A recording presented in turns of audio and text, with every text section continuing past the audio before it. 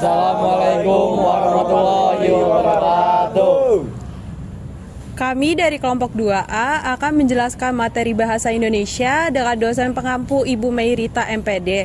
Tetapi sebelum kami menjelaskan, izinkan kami untuk memperkenalkan diri. Halo, izin memperkenalkan diri. Nama saya Atinda Salsabila dengan PM terakhir 039 dan rekan saya di sini. Halo, nama saya Muhammad Kadafi dengan NPM terakhir 018. Di sini saya dan rekan saya ingin menjelaskan tentang penggunaan huruf kapital. Sebelumnya izin memperkenalkan diri, nama saya Nadine Ashifa dengan 3 NPM terakhir 008. Di sini saya akan menjelaskan penulisan huruf mengenai penulisan huruf miring dan huruf tebal. Izin memperkenalkan diri, nama saya Inayatullah Salsabila Putri Yurika dengan NPM terakhir 105 dengan rekan saya. Perkenalkan, nama saya Zikra Reordana dengan NPM terakhir 045. Di sini saya dan rekan saya akan menjelaskan materi singkatan dan akronim. Saya Febiana Magdalena Silaban dengan 3 NPM terakhir 036. Sebelumnya perkenalkan, nama saya Tashil Afawas dengan NPM terakhir 042. Saya Joy Kalamitanusa dengan NPM terakhir 108. Di sini kami bertiga akan menjelaskan tentang unsur kata serapan. Selamat menyaksikan. Bahasa Indonesia berperan sebagai bahasa persatuan yang menyatukan keberagaman, suku, budaya, dan daerah. Sebagai bahasa nasional, bahasa ini bukan hanya sebagai alat komunikasi saja, tetapi juga sebagai simbol identitas dan persatuan bangsa. Untuk mendukung perannya, IED atau ejaan yang disempurnakan hadir sebagai pedoman dalam penulisan huruf, singkatan, akronim, dan unsur serapan, agar bahasa Indonesia tetap baku, jelas, dan konsisten.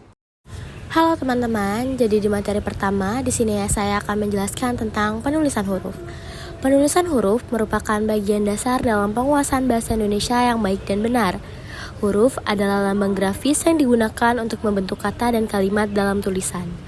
Memahami aturan penulisan huruf ini merupakan langkah awal yang sangat penting agar penulis mampu menghasilkan karya tulis yang sesuai dengan kaidah yang diatur dalam ejaan yang disempurnakan edisi 5 yang kita gunakan saat ini. Dalam penulisan huruf, terdapat aturan-aturan khusus mengenai penggunaan huruf kapital, serta penulisan huruf khusus seperti huruf tebal atau huruf miring yang memiliki fungsi tertentu dalam teks. Yang pertama ada penulisan huruf kapital. Huruf kapital adalah huruf besar yang digunakan dalam penulisan bahasa Indonesia untuk menandai awal kalimat, nama diri, dan beberapa kata tertentu yang memiliki fungsi khusus. Menurut ejaan yang disempurnakan, huruf kapital digunakan pada beberapa kondisi, antara lain: yang pertama ada penulisan huruf kapital. Huruf kapital adalah huruf besar yang digunakan dalam penulisan bahasa Indonesia untuk menandai awal kalimat, nama diri, dan beberapa kata tertentu yang memiliki fungsi khusus. Menurut ejaan yang disempurnakan, huruf kapital digunakan pada beberapa kondisi, antara lain: pertama, huruf kapital digunakan sebagai huruf pertama awal kalimat.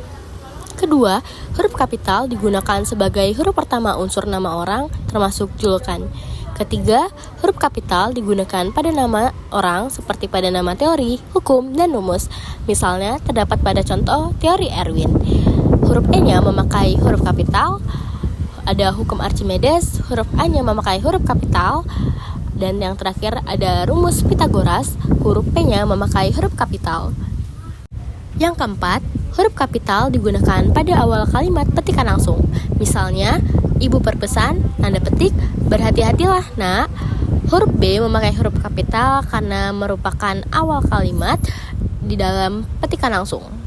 Lalu yang kelima, huruf kapital digunakan sebagai huruf pertama dalam hal tertentu yang berkaitan dengan nama agama, kitab suci, dan Tuhan, termasuk sebutan dan kata ganti Tuhan serta singkatan nama Tuhan. Misalnya, Islam, I-nya memakai huruf kapital karena merupakan nama agama.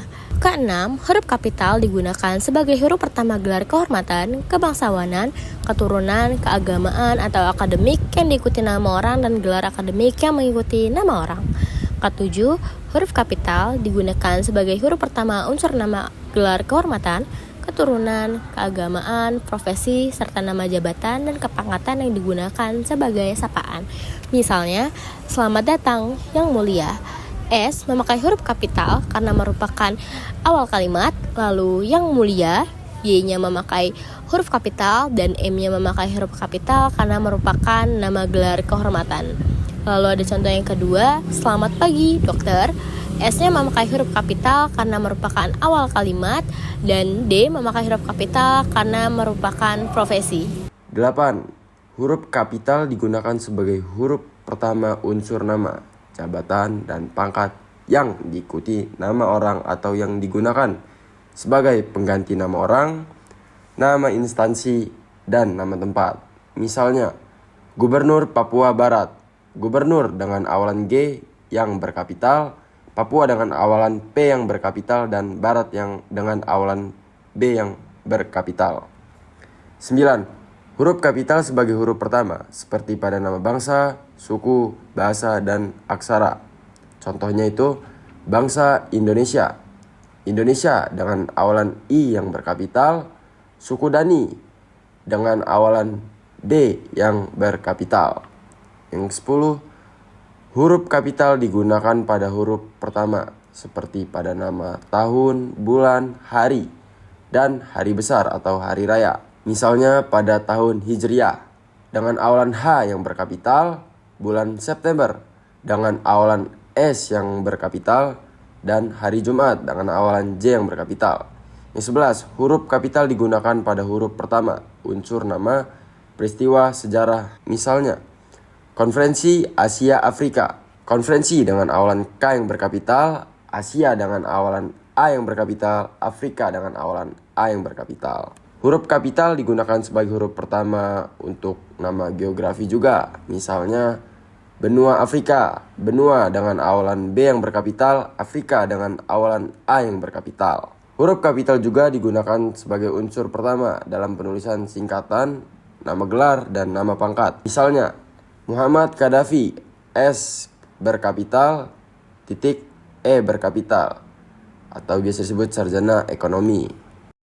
Penulisan huruf miring yaitu huruf yang dicetak atau dibuat miring. Biasanya, penulisan huruf ini digunakan untuk memberikan penegasan, mengkhususkan, dan menuliskan ungkapan kata dalam bahasa daerah maupun bahasa asing, serta untuk menuliskan judul buku, nama majalah, dan surat kabar yang dikutip dalam tulisan. Fungsi huruf miring sendiri terdapat beberapa bagian. Yang pertama, untuk memberikan penegasan atau mengkhususkan huruf, sehingga pada fungsi ini, huruf miring digunakan untuk mengkhususkan suatu kata atau kelompok kata tertentu dalam suatu kalimat untuk memberikan perhatian lebih.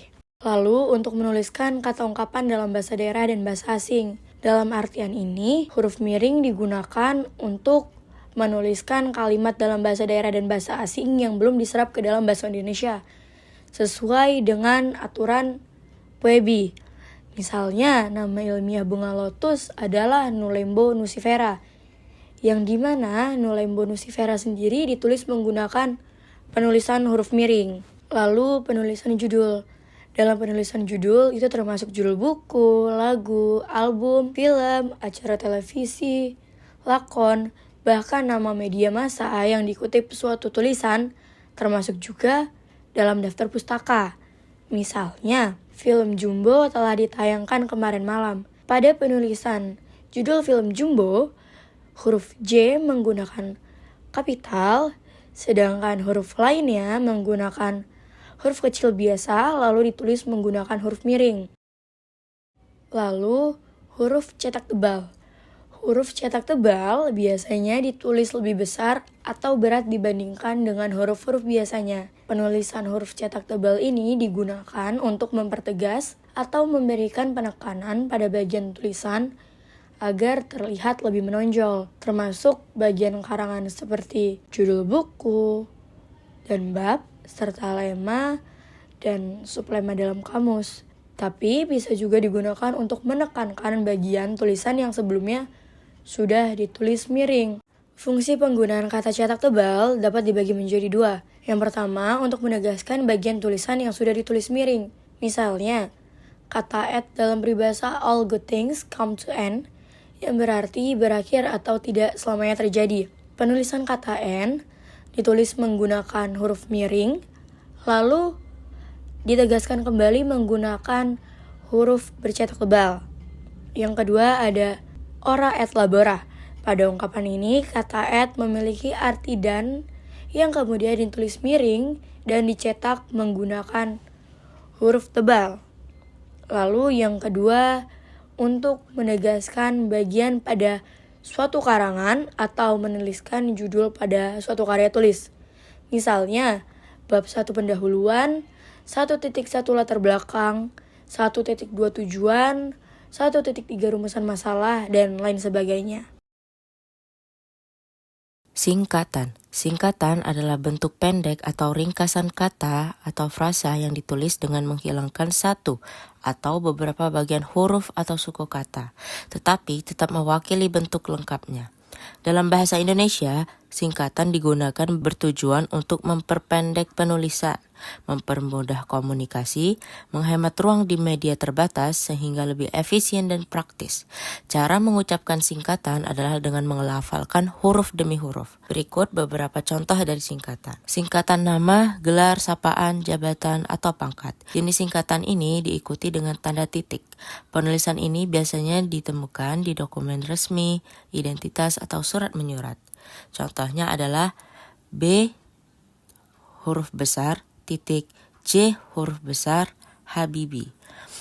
Dan S huruf besar, titik, E huruf besar, titik, yang berarti sarjana ekonomi. Selanjutnya, ada singkatan nama resmi lembaga, badan, organisasi, dan dokumen resmi. Jenis singkatan ini menggunakan huruf kapital tanpa tanda titik. Biasanya diambil dari huruf awal setiap kata, seperti U, D, dengan semua huruf kapital, yang berarti Undang-Undang Dasar. DPR, dengan menggunakan huruf kapital, yang berarti Dewan Perwakilan Rakyat. Singkatan umum atau surat menyurat. Singkatan umum terdiri dari 2 huruf, masing-masing diikuti oleh tanda titik. Contohnya S huruf kecil, titik, D huruf kecil, titik, yang berarti sampai dengan. Selanjutnya ada A huruf kecil, titik, N huruf kecil, titik, yang berarti atas nama. Dan yang terakhir itu adalah singkatan satuan ukuran, timbangan, lambang kimia, takaran, dan mata uang. Singkatan ini tidak diikuti oleh tanda titik karena berfungsi sebagai lambang atau simbol ilmiah dan teknis. Dengan contoh MG dengan M huruf besar yang berarti magnesium, dengan KG yang semuanya huruf kecil yang berarti kilogram. Akronim adalah bentuk singkatan yang dibentuk dari huruf awal, suku kata, atau gabungan huruf dan suku kata dari serangkaian kata yang membentuk suatu istilah atau frasa. Akronim biasanya dirangkai sedemikian rupa sehingga membentuk sebuah kata baru yang mudah diucapkan dan diingat. Dalam penggunaan sehari-hari, akronim banyak digunakan dalam berbagai bidang, seperti pemerintahan, teknologi, pendidikan, kesehatan, militer. Dan tujuan utama dari penggunaan akronim ini ialah untuk menyederhanakan penyebutan istilah yang panjang, serta meningkatkan efisiensi komunikasi kita. Contoh akronim, LIPI. LIPI ialah kepanjangan dari Lembaga Ilmu Pengetahuan Indonesia. Yang kedua, BIN, Badan Intelijen Negara. Yang ketiga, RAPBN, yang dimana kepanjangannya adalah Rancangan Anggaran Pendapatan dan Belanjaan Negara.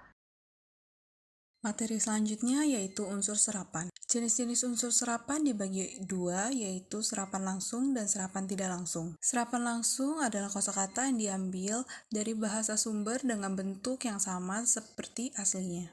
Dalam penggunaannya, kata serapan langsung biasanya hanya mengalami sedikit perubahan, misalnya pada ejaan ataupun lafal yang sesuai dengan kajian bahasa Indonesia. Meskipun sudah dipakai dengan bahasa Indonesia, bentuk dasar kosakatanya masih sangat mirip dengan bahasa aslinya. Untuk contoh kata serapan langsung, yang pertama ada dari bahasa Arab, yaitu bentuk asalnya kitab dengan A strip atas, lalu saat di Indonesia menjadi kitab, A-nya tidak memakai strip. Yang kedua dari bahasa Arab juga, yaitu bentuk asalnya kursi, masuk ke Indonesia dengan kata kursi. Yang ketiga ada Sanskerta, yaitu bentuk asalnya BHASA.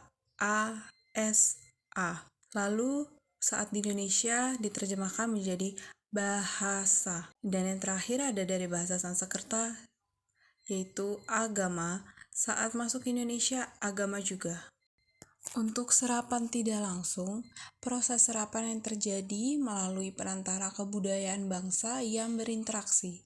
Biasanya kebudayaan bangsa yang lebih maju mempengaruhi dan diadopsi oleh bangsa lain, yaitu bangsa Indonesia salah satunya.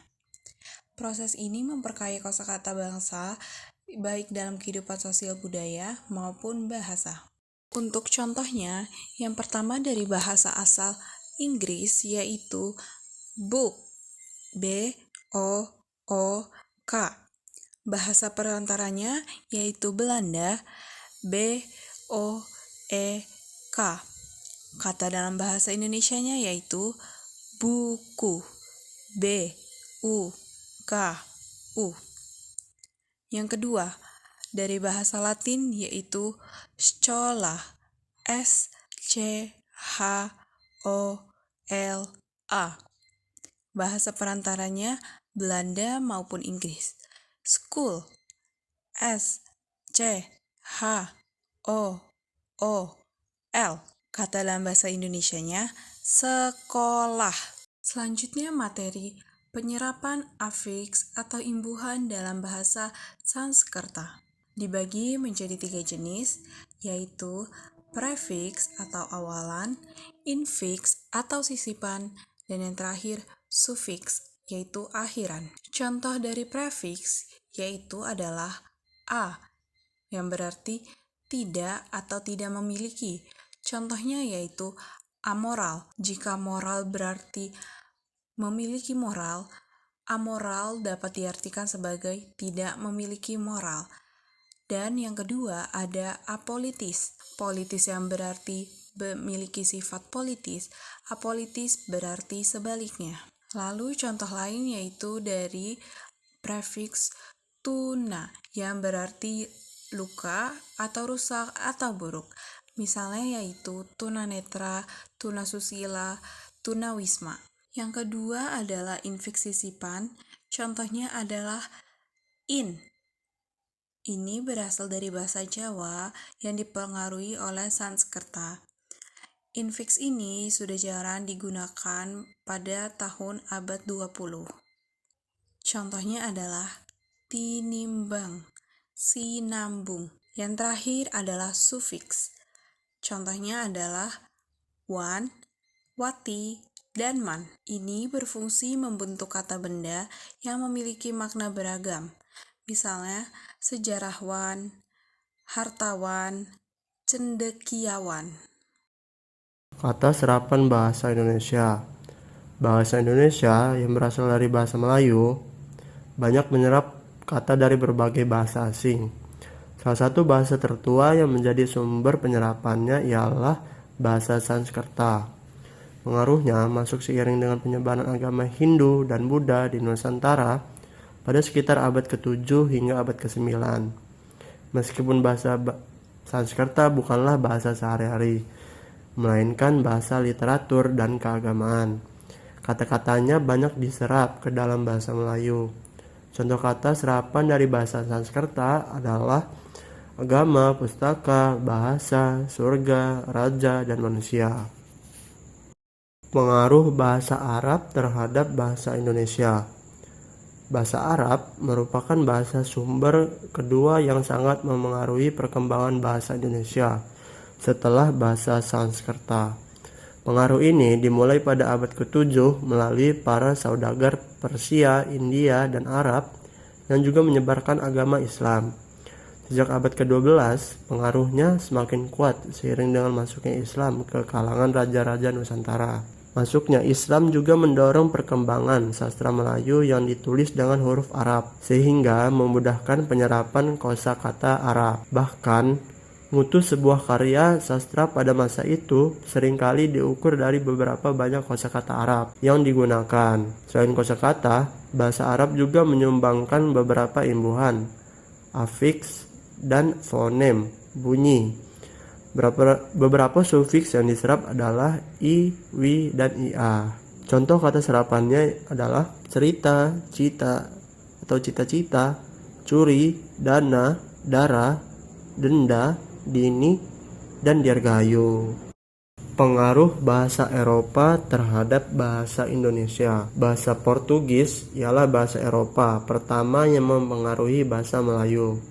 Dimulai sejak kedatangan bangsa Portugis di Malaka pada tahun 1511, bahasa ini bahkan berfungsi sebagai lingua franca atau bisa disebut bahasa perhubungan antar etnis pada abad ke-17. Contoh kata serapannya adalah bendera, bisa dibaca bandeira, dan bola, bisa dibaca bola, boneka, bisa dibaca boneca, lalu dansa, bisa dibaca danca, terakhir ganco, bisa dibaca ganco. Namun, bahasa Belanda tetap memiliki pengaruh besar terhadap bahasa Indonesia, terutama karena menjadi sumber ilmu pengetahuan bagi kaum pergerakan nasional. Kosakata yang diserap dari bahasa Belanda umumnya berkaitan dengan administrasi, pemerintahan, hukum, pendidikan, dan teknologi, yang menjadi bagian penting dari pembentukan bahasa Indonesia modern. Contoh kata serapannya ialah bangkrut, bengkel, bon, bundel, dasi, daster, deking, diet, dinas, dongkrak, dosen, eksentrik, ember, figur, formulir, yang terakhir gang. Selanjutnya saya akan membahas materi pengaruh bahasa lain-lain, yang mana pada kali ini saya akan menitik beratkan pada bahasa Cina dan juga bahasa Jepang. Bahasa Jepang tidak banyak mempengaruhi bahasa Indonesia meskipun bangsa Jepang pernah menjajah bangsa Indonesia. Kata-kata Jepang yang kita gunakan sekarang justru masuk karena pengaruh ekonomi dan teknologi, bukan karena penjajahan. Contohnya adalah sandiwara. Sebaliknya, pengaruh Cina sudah ada sejak abad ke-7 melalui perdagangan dan diplomasi. Interaksi yang berkelanjutan menyebabkan banyak kata serapan yang masuk. Contohnya, kita sangat dekat dengan keseharian kita, yaitu mi, teko, tauge, dan kongsi. Teman-teman, sebagai penutup dari presentasi ini, saya ingin menyampaikan 3 kesimpulan. Pertama, kita telah mempelajari aturan lengkap tentang penulisan huruf kapital dan huruf kecil, khususnya dalam konteks singkatan, mulai dari singkatan nama orang hingga singkatan nama lembaga. Pemahaman ini membantu kita menulis dengan lebih konsisten dan lebih profesional. Yang kedua, kita telah memahami berbagai jenis singkatan beserta kaidah penulisannya. Yang penting untuk diketahui adalah setiap jenis singkatan memiliki aturannya masing-masing. Dan memahami perbedaan ini adalah kunci untuk penulisan yang tepat.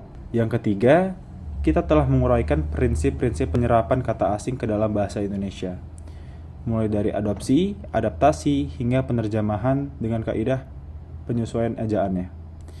Ini menunjukkan betapa dinamisnya bahasa kita dalam menyerap bahasa asing, tapi tetap menjaga identitasnya.